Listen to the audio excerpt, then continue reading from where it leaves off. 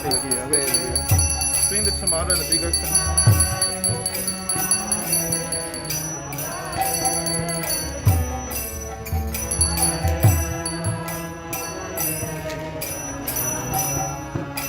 Let's go. Yeah. Tomato if you can have it.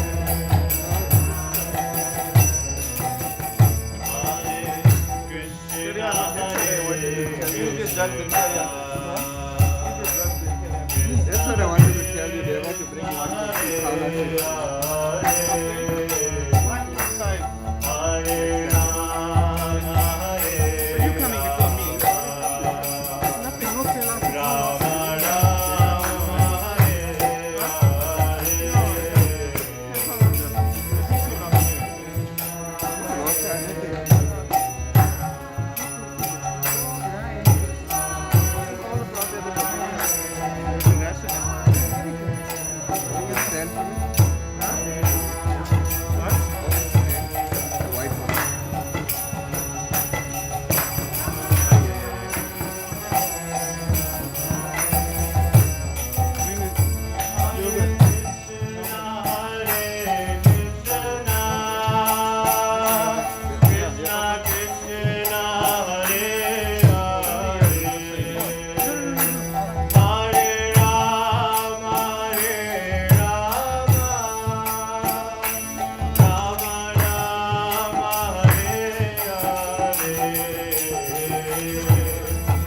Where's the other two? Where are them?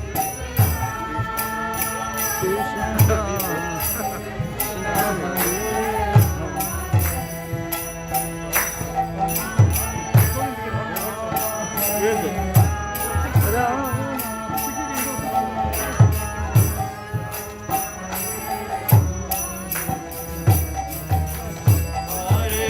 Blocking the way, man.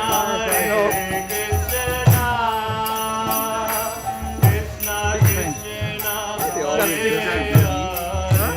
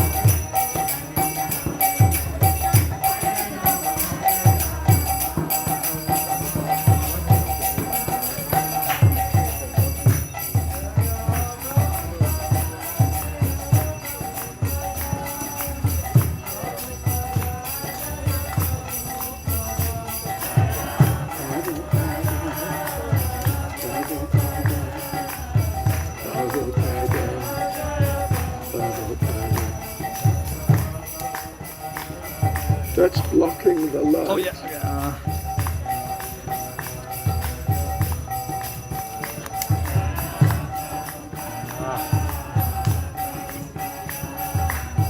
Prabhupada.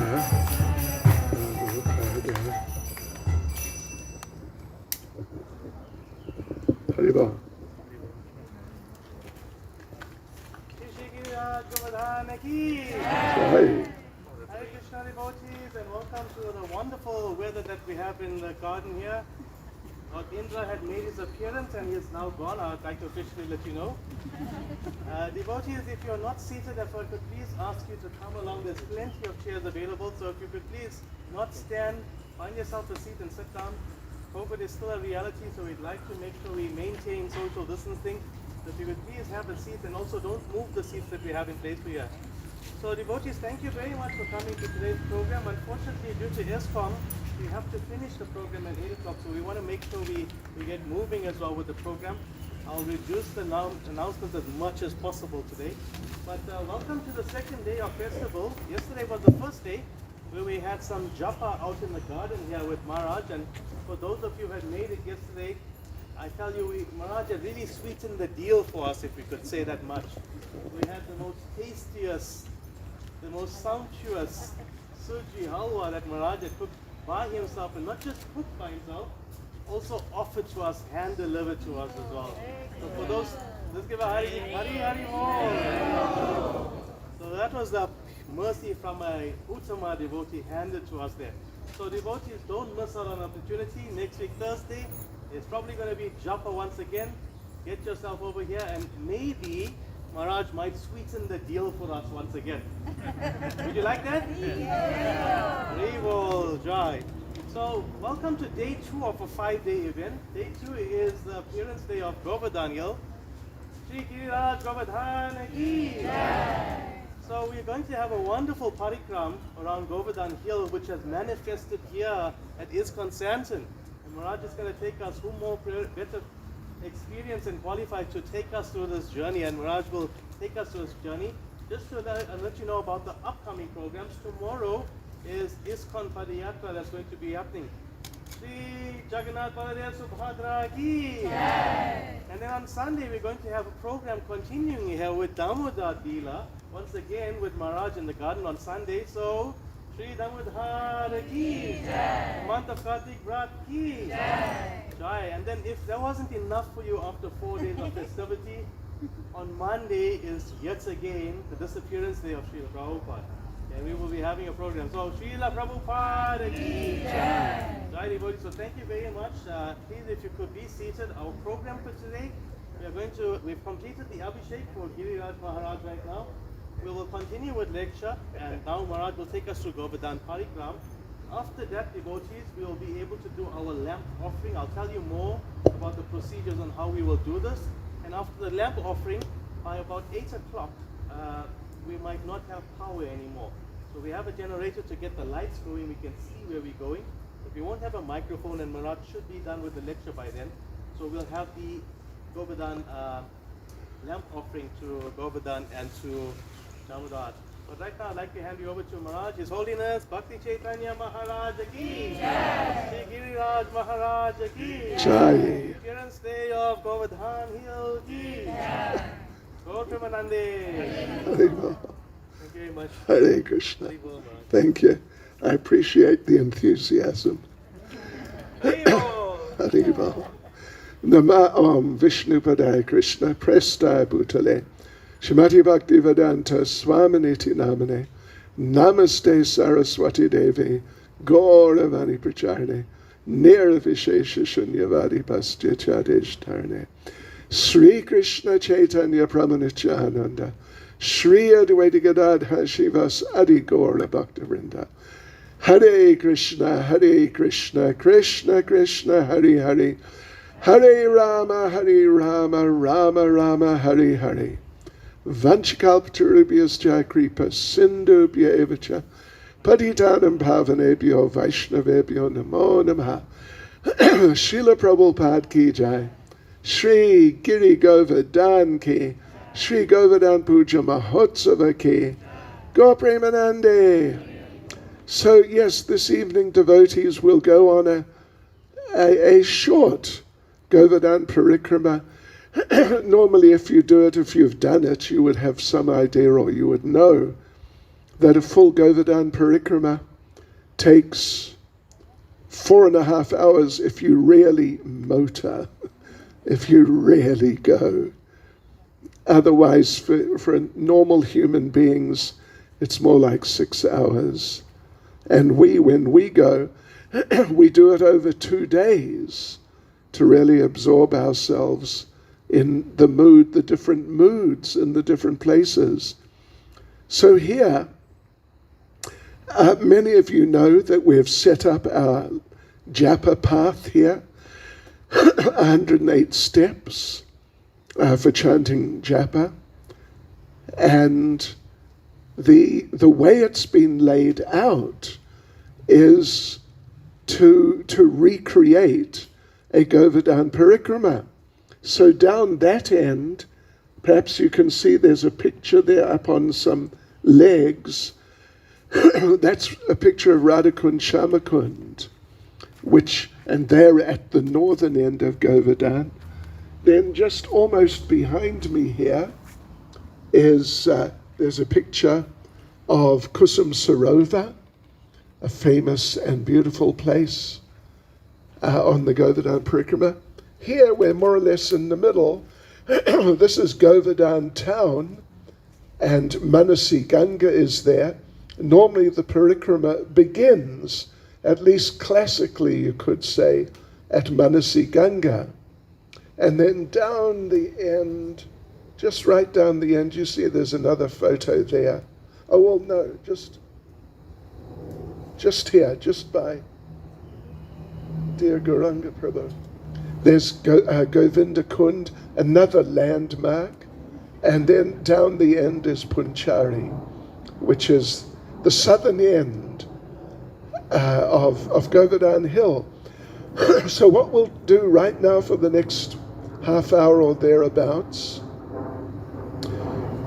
because here weather challenges, we're praying to the Lord to protect us, and we're also facing South African government challenges, or the danger, the possibility of being load shedded upon.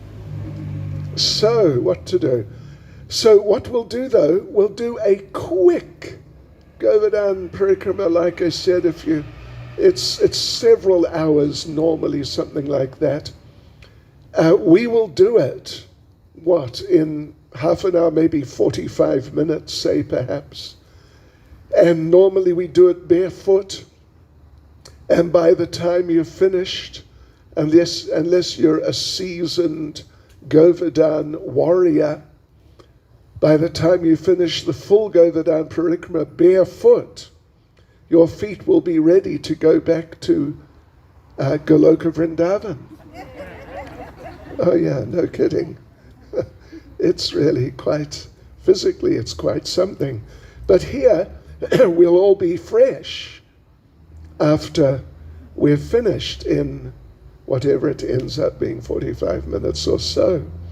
So let's begin at Manasi Ganga in Govardhana town.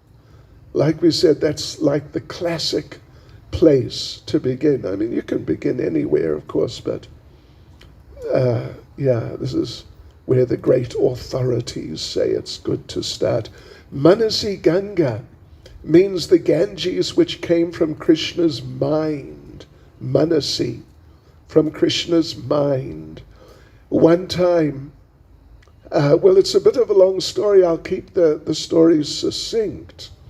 But the idea arose in Nanda Maharaja's mind, Krishna's father's mind, to go and bathe in the Ganges, which is maybe 3 or 4, more like 400 kilometers to the north. And Krishna didn't want, so Nanda Maharaj was really inspiring all the the village people, the Brijbasis, let's go to the Ganges and take bath because then we can get liberation. But Krishna, of course, knew that Vrindavan is better than the Ganges, much, much better. And who needs liberation when you can serve Krishna and develop love for Krishna? So how to stop everyone from leaving Vrindavan and going up to the Ganges? Krishna told Nanda Maharaj that the Ganges is here in Vrindavan. And Nanda Maharaj thought, this is just the talking of a little boy. What does he know? But Krishna insisted, no, it really is. And Krishna took Nanda Maharaj and the other Brijbasis. Actually, they had all got ready to leave for the Ganges, but he took them here to Manasi Ganga, and there was a river which had just popped up in the last 24 hours. And Krishna said, see, there you go, the Ganges. And Nanda Maharaj said, well, there are many rivers in Vrindavan. What makes you think this one's the Ganges? And you know what Krishna did? He called out, Ganga Mai, Ganga Mai, Ganga Mai. And from the middle of Manasi Ganga, Ganga Devi emerged, sitting on the back of a crocodile. Crocodile is her sort of characteristic vehicle, or vahan. Vahan, they say. Just like Krishna or Vishnu rides on Garuda, and Lord Brahma rides on a swan, Shiva rides on Nandi the bull. So Ganga Devi rides on a crocodile. And you don't see a lot of ladies emerging from the middles of lakes riding on crocodiles. Did you ever see that? No. So then they accepted, gosh, this must be the Ganges. And actually in Vrajamandala, the greater Vrindavan area, you find all the sacred places of India, of Bharatvarsha. They're all there, including the Ganges. So they didn't go up to the north to bathe in the Ganges. They all bathed in Manasi Ganga, and everyone was happy. Yeah, there are many stories. There's so many that we can spend hours and hours. But here we'll just do it briefly. So our parikrama is going in the direction to your right, my left, going that away. And you can see there's a picture just like 10 meters, several meters away, just down there. You can see the blue bead bag hanging on the tree. Can you see that? Someone's left their bead bag there. But behind it, I hope you can see, that's Govinda Kund. Govinda Kund, that's where Lord Indra performed the great Abhishek ceremony with the demigods and all the great sages and great personalities of the universe at the end of the Govardhana Leela.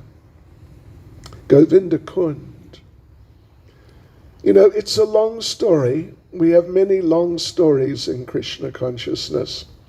But from Govardhana town, here, the altar, to Govinda Kund, it's about 5 kilometers.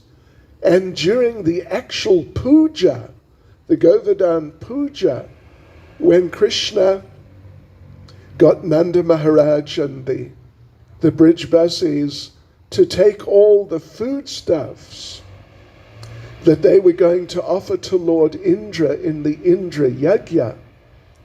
So they placed all those foodstuffs in front of Govardhana Hill, but actually on this side, on this side, the eastern side, sort of.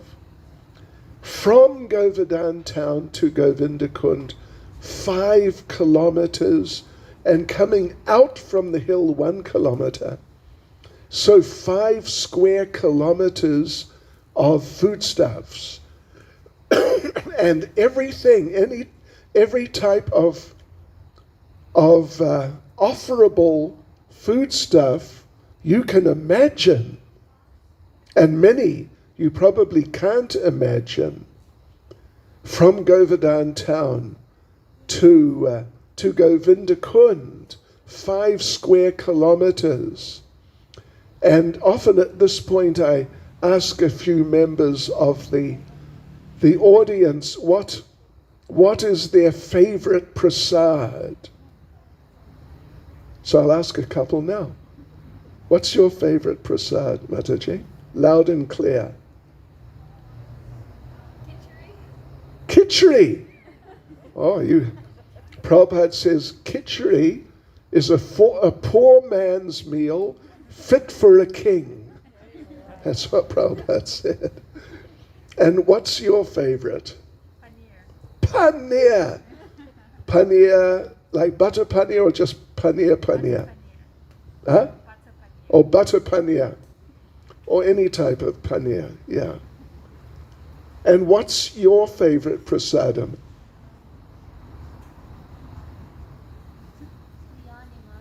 Biryani. Wow. Are you from Chatsworth? Phoenix. And here, what's your favorite? Kachoris. What type? Corn and paneer. Okay, so they had all of those. Many varieties of khichdi. Did you know there are many varieties? Oh, so many varieties of khichdi can be there. Even many varieties of butter paneer. And what to speak of many varieties of biryani. Yeah. So all these different preparations, every type of sabji and samosa and pakora and kachori and chutney and rice and sweet that you can think of, and probably a few you're not familiar with. How many of you have had chum chum before? Like proper chum chum? I have. You see, the rest of you haven't lived until you've had chum chum prasadam from Govardhana Hill. So they were all there and they were all offered to Govardhana. Krishna manifested a gigantic form which was hovering above the hill. Yeah. And that gigantic form hovering just immediately right above the hill consumed all those preparations, just like that. In the matter of a minute, there were literally tons of preparations, all sorts of things. We mentioned a few. And if you go close to Govardhana Hill in that area, you'll see that the surrounding ground is sort of undulating, if you know what I mean, up and down like a waveform. And where those waves are at that time, there were lakes of sweet rice. Oh yeah, amazing lakes of sweet rice. And you know, big and deep. You could dive in, can you imagine? Diving into a lake of sweet rice and just swimming and You know, you could leave your body there and you go back to Godhead. So that was the big offering. And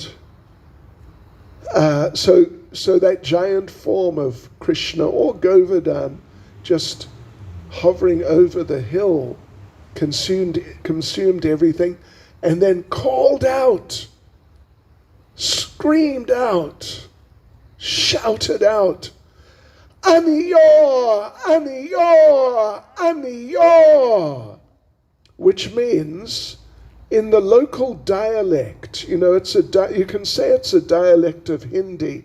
It's called Braja Bhasha. And of course, Anna means foods, particularly food grains, but just foodstuffs. And or, of course, means more. Yeah. So Aniyor, Aniyor, give me more food, give me more food. They ran home and brought whatever they had left at home and offered that, a second offering in the same place. And again, that gigantic form of the Lord consumed everything within a minute. And then called out again. What did he call out? Aniyor, Aniyor, Aniyor. Well, it was more like, Aniyor, Aniyor. Like what? Aniyor, Aniyor. That's not too bad. I mean, the way you're doing it first, I don't think you'd get more. So, but now they had no more. And they thought our whole program is a failure. But then Lord Balaram took one small tulsi leaf, climbed up the hill, and gave it to that gigantic form of the Lord just over the top of the hill. And that gigantic form of the Lord took that little tulsi leaf and sucked it and consumed it and was fully satisfied. No more Aniyor. Yeah, because it's transcendental. It's not just a matter that I like eating this or I like eating that.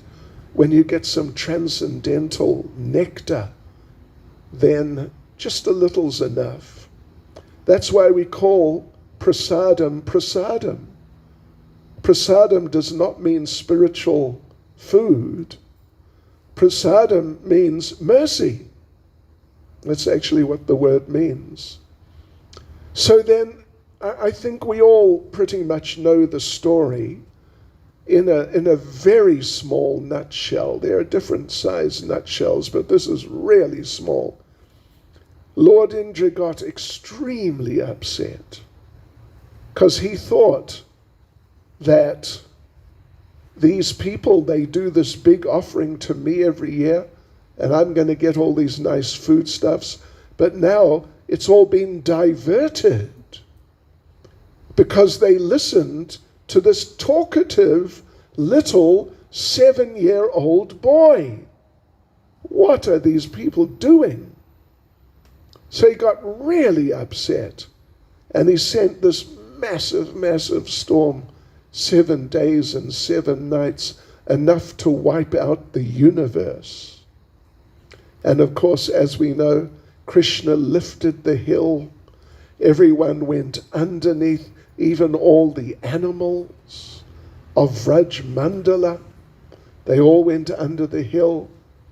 And under the hill, it was like a mansion, like a palace, all sorts of beautiful facilities, and so much nice green grass for the cows and beautiful crystal clear lakes. But the Brijbasis, they didn't really worry about that. Krishna was standing, holding the hill on the little finger of his left hand, and the Brijbasis, they didn't really worry about the comfortable facilities. They just stood there and looked at Krishna, all of them. So this is one of Krishna's favorite pastimes, because in this pastime, Krishna is able to associate and interact with all of his devotees in all the different types of relationships in one place at one time. If you consider any of Krishna's other pastimes in Vrindavan, you'll see that, like when he's at home, he's associating with his parental devotees. Then he goes out to herd the cows, and he's with the cowherd boys. And then at night, he meets the gopis, Radharani and the gopis, and they dance together. So generally, the different pastimes that Krishna has at different times of the days, he generally focuses on one group of devotees at a time. But now in this pastime, they're all the devotees, all the gopis, all the parental devotees, all of them, all of his cowherd boyfriends, and all of the devotees who are like servant, sort of domestic helpers type of devotees. And then the cows are there. They're basically in the neutral rasa. So they're all there with Krishna, surrounding Krishna in their different groups and just looking at Krishna for 7 days and 7 nights without eating or drinking or sleeping. And they never felt tired. None of them were looking at their watches and thinking, when is the load shedding going to start? Because they don't have load shedding there. It's one of the many advantages of Goloka Vrindavan. And even the gopis, the young girls, they were able just to look at Krishna. Normally they can't look at him at all because the moral standards are so strict that the young girls and young boys, like teenage, that sort of group, they can't look at each other. They can't even just sort of glance at each other momentarily, because if they do and their parents see, gosh, their parents will really, really get on their case. So, but now, even the gopis, what to speak of the others, they could just stand there and just look at Krishna, and Krishna looking around, he could just look at them, and because everyone is focused absolutely on Krishna, then no one said it, no one even noticed. None of the parents noticed that their daughters were looking at Krishna. So, I don't know if you can see from where you are, but because it's so strict, the gopis and Krishna have developed a system which is called sidelong glances. They can, they're looking ahead, straight ahead. Krishna's over there. But the gopi, she's so well practiced in looking quickly to one side and back. She can look over to where Krishna is over there, have a look at Krishna and look back. And her parents, who are just watching her like hawks, they won't even notice. It's the science of the sidelong glance. and we have been practicing it a bit. Yeah. So I'm going to demonstrate to you a sidelong glance. I am going to look to my right. Over to there you see where these smaller trees and things are. I'm going to look over there very quickly and then look back, and I bet you won't see. Right? Now you watch my eyes. Okay? You watch. Are you watching my eyes? So just watch.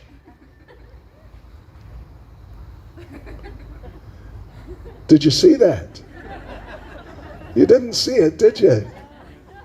No, you didn't see. Because you got to be fast. That's the sidelong glance.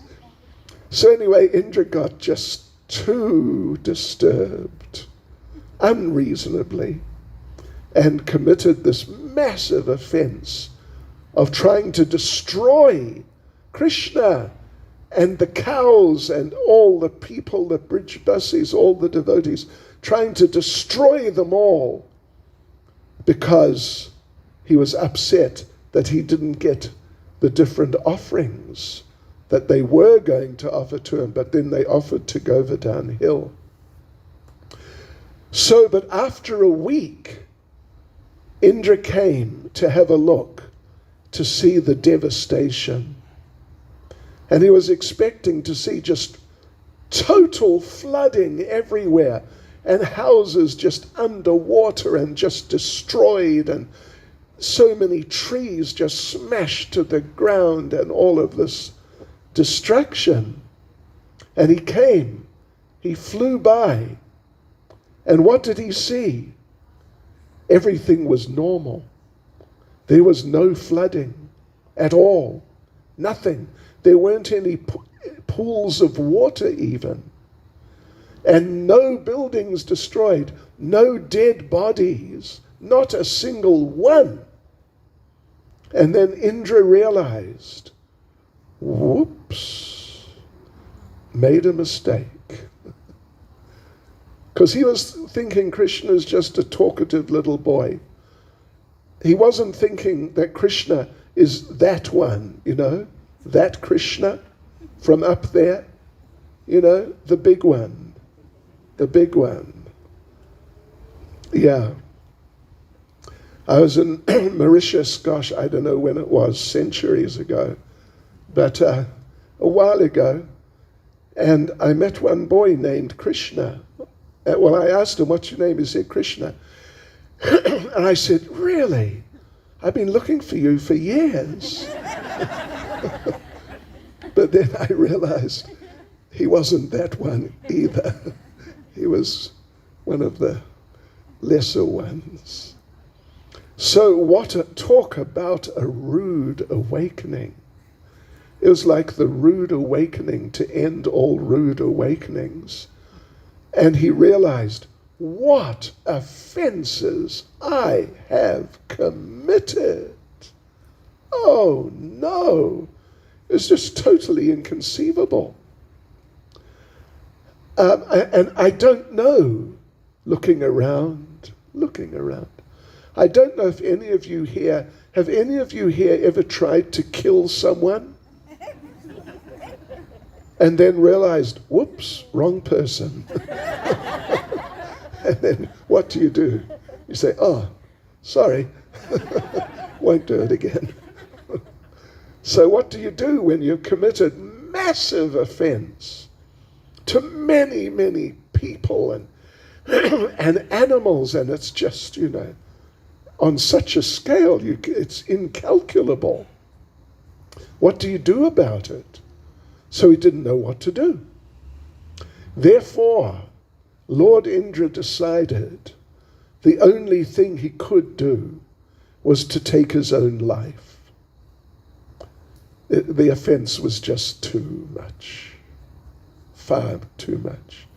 So he took his jewel-handled dagger, and he was holding it, just ready to just drive it into his heart to escape the fantastic suffering. When his guru, Brihaspati, came, and Guru said, what are you doing?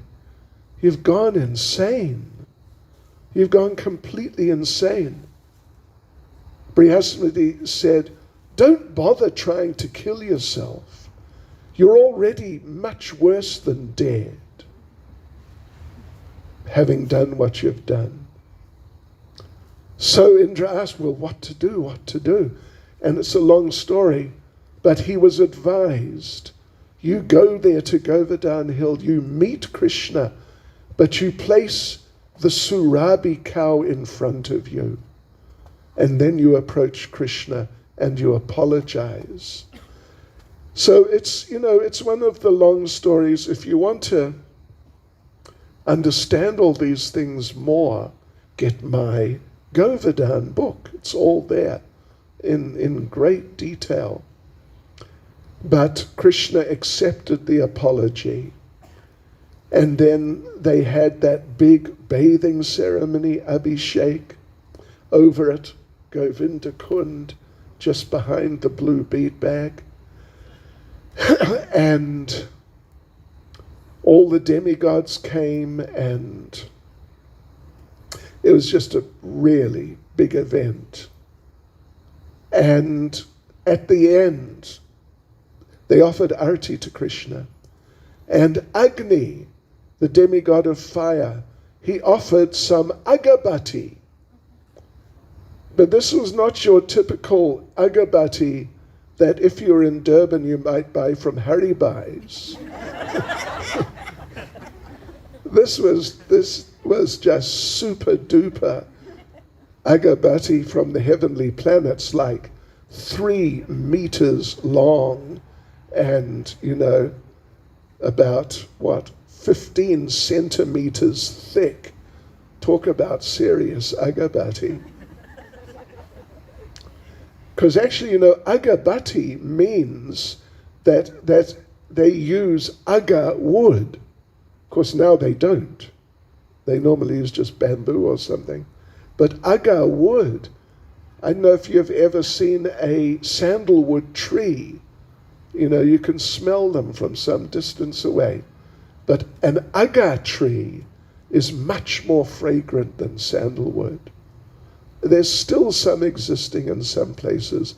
Anyway, this was a super serious agabati being offered to Krishna at the end of the Abhishek by Agni, he's the demigod of fire. He has fire, flames coming out of his head. Talk about being fired up.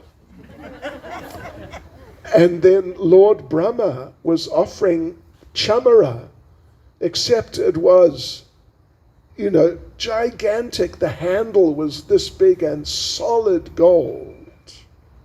And not 9 carat either, but just, and jewel encrusted. And 4-headed Lord Brahma was offering this, fanning Krishna, the chamara. And then Lord Shiva in a 5-headed form, Panchamukhi Shiva, he was offering the peacock fan, and again, huge, massive thing, solid gold, encrusted with gems, and he's offering it to Krishna. And then everything finished, and they all went back to their heavenly planets and different places. And Lord Indra approached Krishna at Govinda Kund, because they bathed Krishna and all the liquids flowed down and filled up that area and became the waters of Govinda Kund. So Lord Indra approached Krishna and said, have you forgiven me? And Krishna didn't say anything. You know what Krishna did? He just moved his head like, just go. Just get out of here. And so Indra went. And that all happened there by Govinda Kund. We can't do the whole parikrama this evening. We'll continue it actually, weather permitting, at at Midran tomorrow, isn't it? Yeah. Midran tomorrow, sort of, I think at 11:30 or so. But anyway, from Govinda Kund, because we're going on parikrama, we're walking around, we're heading that way towards Punchari, which is the end, the southern end of Govardhana Hill. And there you see the hill go down into the dust of Vrindavan, and that's the end of the hill. So there at Punchari, it's a small village, but there's a couple of famous temples. There's a Nrsingadev temple with really nice deity of Nrsingadev.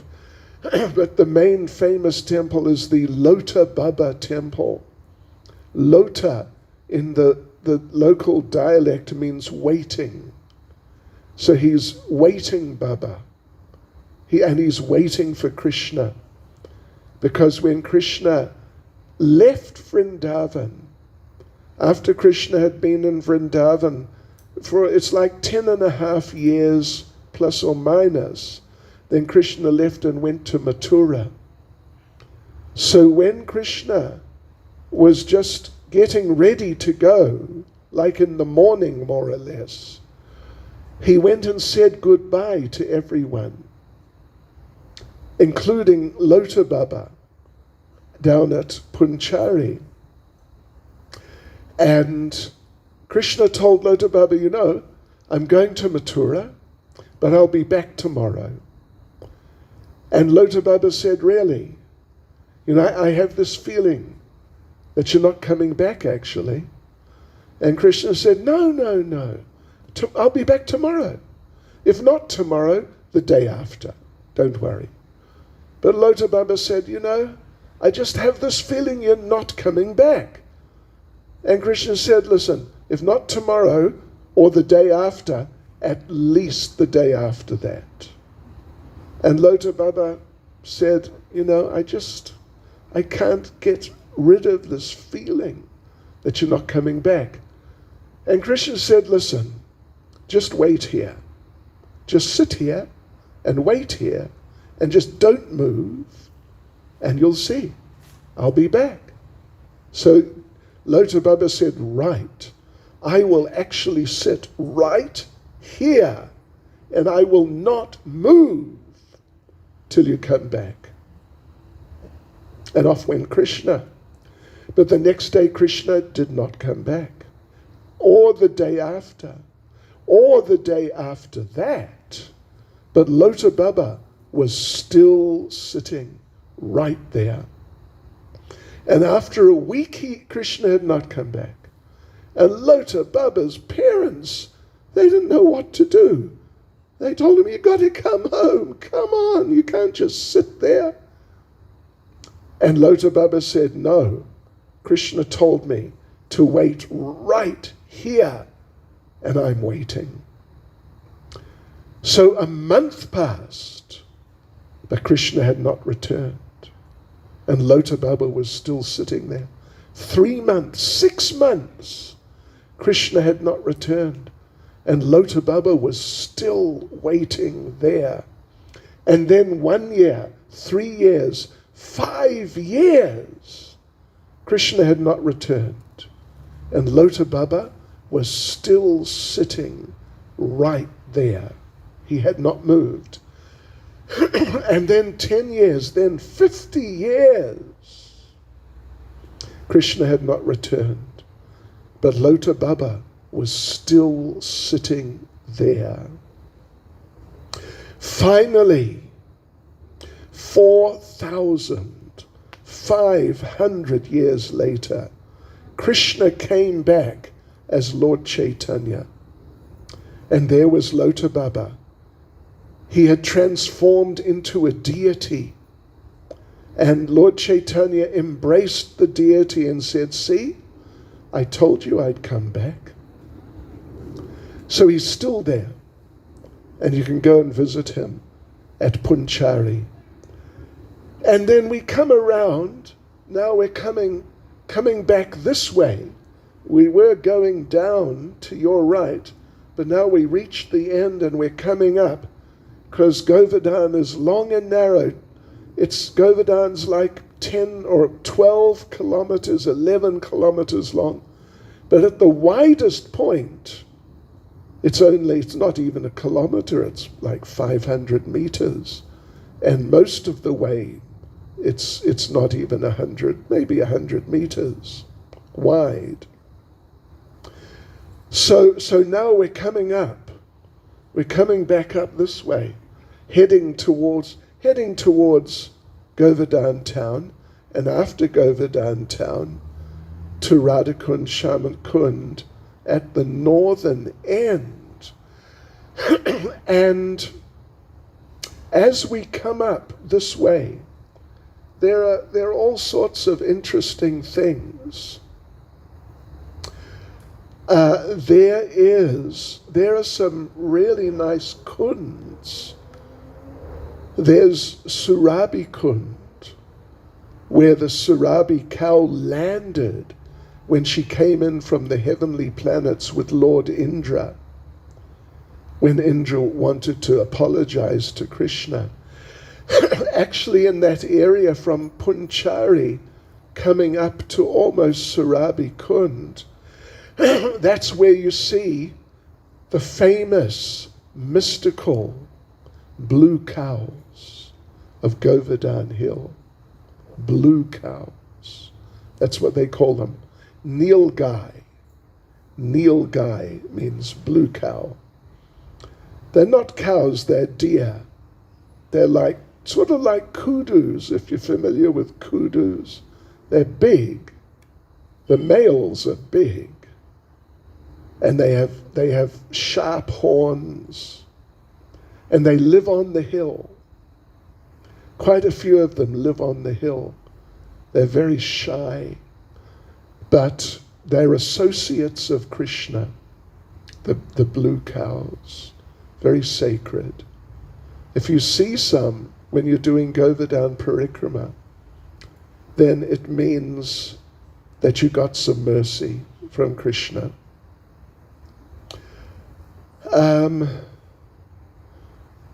Well, you know, down at Punchari, it's a little village. There's some village boys. They play cricket. As you probably know, India's kind of cricket mad. And there is, it's unofficial, but it exists. There is the Punchari Cricket Club. And you know what? I'm a member. From many years, like 30 years ago, or 30, maybe a bit more than 30, 35 years ago. Anyway, so we come up. We're coming up. We see some blue cows. We stop at Surabhi Kund. It's very nice, very beautiful. We come a little further. We stop at Airavata Kund. Airavata is the four-tusked elephant carrier of Lord Indra. Yeah, and that's where he landed when he came in for the big Abhishek. That's a very nice place. Then we come to Jatipur. Jati means sannyasi. So Jatipur means the village of the sannyasi. It's the village of Vallabhacharya. If any of you are Gujarati, you would have heard of Pusti Marg Vallabhacharya. So he stayed there. Then we go on from there and we come again to Govardhana town and we walk around the other side and we continue on and we go down just a little way somewhere here and we come to Uddhava Kund. It's also a very nice place, small but very nice. Uddhava was Krishna's prime minister, Krishna's advisor in Dwaraka. And he is highly intelligent and very devoted to the Lord. So when Krishna left Vrindavan, and went to Mathura, he understood that all the Brijbasis, and particularly the gopis, Radharani and her girlfriends, they are feeling devastated in separation from him, from Krishna. So Krishna wanted to do something to pacify them. So he sent messages. He wrote different messages to different of the Brijbasis, and particularly to the gopis, Radharani and the gopis. They were all living in Nandagram at the time. If you're familiar with the Vrajmandal area, the greater area of Vrindavan, Nandagram sort of northwest of that area. So the gopis and the Brijbasis, they were all up there. And Uddhava came with these messages from Krishna, handwritten. And you may be aware that when he gave Radharani the message which Krishna had written to her, Srimati Radharani went into a state of transcendental madness. And this is described in some detail actually in Srimad Bhagavatam in the 10th canto. And Radharani became just overwhelmed. A letter handwritten by Krishna for me. And she couldn't really believe it. Then there was a bee, a bumblebee buzzing around. And just a typical bee, bumblebee, buzzing around as they do, going from flower to flower. And Radharani saw this bumblebee buzzing. And somehow the idea came in her mind that he's a messenger from Krishna, because she's got this message. So somehow her mind became a little sort of tangled up in this idea of messages and messengers. And she thought the bee was a messenger. So she's watching the bee and she's feeling upset with Krishna that you left us. You just abandoned us and went to Mathura, and that's it. So, that's not nice. You shouldn't have done that. So there was a little transcendental anger. And she saw the bee and she thought, this is a messenger from Krishna. And she started talking to the bee. And she said, you know, bee, messenger, you are just like your master Krishna. He would go from girl to girl and just enjoy one girl and leave her and go and enjoy another one and leave her. You know, that sort of unreliable, irresponsible type of approach. And she said to the bee, you are just like Krishna. He was going from girl to girl. You go from flower to flower. And you take whatever nectar you can from one flower and you just leave it and go to the next one and take what nectar you can from that one and just leave that one. So she said to the bee, you are the unreliable servant of an unreliable master. You're just like your master. And she said, you even look like him. Because bumblebees, they have bands of color, black and yellow, right? So Krishna, of course, his skin is black or blackish, shyama, and he wears a golden dhoti. That's what he wears. And the bee, he has these black bands and yellow bands. So Radharani was criticizing him like that. You even look like him. So you just leave me alone. And the bee suddenly just went around the corner. And Radharani, in that state of transcendental madness, she suddenly thought, wait a minute. maybe he's gone back to Krishna and he's going to tell Krishna that I was criticizing him. Oh no. If he comes back, I will deal with him differently. So sure enough, maybe 30 seconds later, the bee came buzzing back. And Radharani, now she's in a different mood. She said, oh, my dear bee, you are so nice. Just like your wonderful master Krishna. He plays the flute and you buzz so nicely, so sweetly, just like your master Krishna. I'm so glad you've come back. And Uddhava was observing this. And Uddhava realized that this girl, she has so much love for Krishna. I've never seen anyone with so much love. Nowhere near at all. So Uddhava became just completely overwhelmed, thinking about the level of love for Krishna that Radharani has. And he just couldn't get it out of his mind. So finally, after a while, he left and he went back to Mathura. But on his way, he passed by Govardhana Hill. And he stopped at that place where now is Uddhava Kund. And while he was there, he spoke some prayers. They're in Srimad Bhagavatam, 10th canto. Amazing prayers.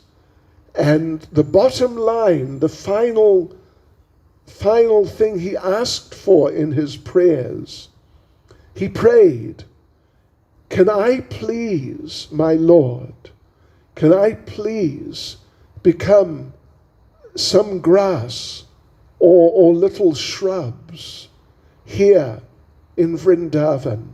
Just some little plants like grass or little things like that, which people normally will step on, because then maybe Radharani and the gopis will step on me, on my heads, if I'm in the form of grass or just some little shrub. And I'll get the mercy. And even if they don't actually step on me, then as they walk just nearby, maybe they'll kick up some dust, and that dust will be carried and it'll land on my head. And that'll be the perfection of my life. That's what Uddhava prayed for there, at the place where Uddhava Kund is now. And when you go there, you'll see there's a lot of grass around and small little shrubs and little plants. They're all different forms of Uddhava. And after Lord Krishna had returned to Goloka Vrindavan, his queens in Dwarika, they were left behind. And they were missing Krishna so much. And they didn't know what to do, how to become pacified. And one of the queens, her name is Kalindi, she said, when the gopis were missing Krishna, when Krishna went to Mathura, then Uddhava came and gave the messages, and they felt pacified. So we should get the association of Uddhava. And all the queens said, yeah, let's do it. But then someone said, wait a minute, Uddhava went back to Godhead long ago. So, we can't get his association. But Kalindi said, no, he's there at Uddhava Kund, at Govardhana, in the form of grass. So let's just go there and we'll have Harinam Sankirtan. He'll come out of the grass. And that's what they did. They went there to Uddhava Kund, had big Harinam. Uddhava came out of the grass. And then he took them over to Kusum Sarovar, which is just across on the other side of the hill. And for 1 month, 24 hours a day, non-stop, he just told them pastimes of Krishna. And gradually, one by one, all the queens left their bodies and went back to Goloka Vrindavan. And after a month, they'd all gone. And then Uddhava went back to Uddhava Kund, entered the grass again, and he's waiting there for when you come with us, because you know next year we are going for parikrama at this time, or November, December time, and you come with us and we'll go to Uddhava Kund and you can get his association. So, we got to continue on with our program because, well, you know the situation. So I think what we'll do now, it's coming up, it's 7:45. What we'll do now, well, I think we'll hand over actually to Sadhu Sangha Prabhu and see what we should do. We're either going to circumambulate the hill or offer lamps to Yashoda Damodar. Anyway, you tell us, please. Yes. Thank you very much, Maharaj, for your class. His Holiness Bhakti Chaitanya Maharaj ki Jai. Shri Giriraj Parikram ki Jai. So devotees, I would like to give you a year's notice now to say some Lakshmi. And hopefully next year, when Maharaj does his Parikram at Govardhana Hill during the month of Kartik, we can all join you, Maharaj. Yes. Right. We've reserved a place for you already. There you all. You'll be the MC. I'll have to practice my Russian, Maharaj. No, we're doing one Russian parikrama and then an English language parikrama. So don't worry. You can practice your Hindi. Hare Krishna, Maharaj. Thank you very much. So, devotees, thank you very much for your program. Just a quick announcements, and then I'll tell you about the process of what we're going to be doing right now. So, firstly, Maharaj, thank you very much for your time and for praying extra hard for letting Lord Indra leave. I know it took a lot of hard work. Amazing. So, thank you very much, Maharaj, for the lovely, wonderful pastime. We look forward to, and it was an accelerated pastime, so we're hoping to hear the detailed one live in 11 months from now in the Holy Dham. Devotees, also thank you very much for braving the weather and coming out today. I had my phone going off the hook today. Prabhu, is the program cancelled? Are we still going to go? What are we going to do? I'm like, you leave it in Lord Krishna's hands right now, and we'll see what happens. And it turned out to be a wonderful event. And thank you for braving out the weather. It was a little inconvenient, but thank you for coming through as well. I'd like to thank the Kirtaniyas for today, the COVID team for helping and assisting. I'd like to thank the Deco team for doing such a wonderful job in creating the Haribol. So the Deco team has been out in the garden from the early parts of this afternoon, as well as braving the weather. When it came down in heavy rain, they were still here, dedicated. So thank you for the Deco team led by Ananda Amrita Mataji, Pashi Mataji. There were so many here. Madana Gopala, Madana Govinda Prabhu. I always get that wrong. The devotees from the Malgo team, and there were just so many that just came and jumped in and assisted as well. But Kishore Prabhu putting up these wonderful posters that we see out here. So thank you, devotees, for that hard work and effort in making it so special. Much, much appreciated. Devotees, the feast for today has been cooked by Sachi Sutra Prabhu as well as Madhurika Priya, Tanaka Mataji, Madana Mohini as Mathura Mohini and Mathura Mohan Prabhu. So let's give them a great big Hari Hari Bol. Hari Bol. And also today's feast has been sponsored by Rakesh and Poonam Rama. So let's give them a great big Hari Hari Bol. Hari Bol. Right, so devotees, it's not Prasadam time yet, but we will get to that. Let me tell you a little bit more about the process and the formality. So ESCOM might cut the power at 8 o'clock or a little later after that there. So when that happens, we are going to try and restore some of the power with the lights that we have just on the garden here. If you could also use your phone torchlights in that interim part just to transition over so we can have some light in the garden. What we're going to do next is we're going to offer our Aarti and Lamb. So we'll have the singing of the Damodar Astakam. So the Kirtanias, if I could ask you to get ready at your instruments now so we can start this process. We'll have the Kirtan, we'll sing the Damodar Astakam. Right, maybe you can start it off, and when Yescom cuts off, we can transition. Is that okay? Sure. Okay, so Maharaj will lead the Damodar Astakam. When the power cuts off, we'll get the Kirtanias to continue with the Astakam. What will happen is devotees are going to bring the Aarti lamps to you. When you get the lamp, you will offer the lamp to Lord Damodar and to Govardhana from your seat. So you're not going to come forward for social distancing purposes and to maintain the flow. We'll allow you to stand at your chair, do your Aarti,